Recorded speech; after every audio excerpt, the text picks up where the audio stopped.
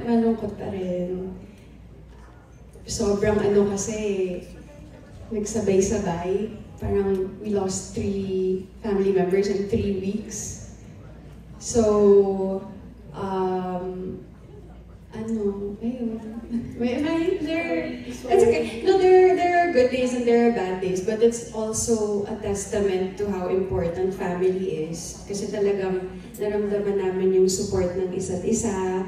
Actually, medyo parang kinakabahan ako kanina coming here to St. Luke's because my uncle was here in the ICU here, so parang medyo fresh pa. Pero I guess it's also part of my message din na, you never really know what's gonna happen. And no matter how prepared you think you are, it's so important to have people to rely on na masasandalan mo.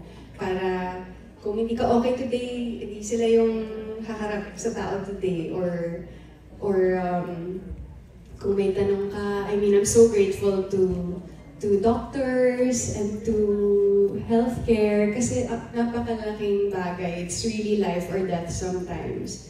So, parang parang yun na yata talaga yung message ko sa mga tao now na, really take care of your health and live life to the fullest and always find the best partner. Parang at the end of the day, it's really the people around you na talagang makakaangat sa'yo in times of need.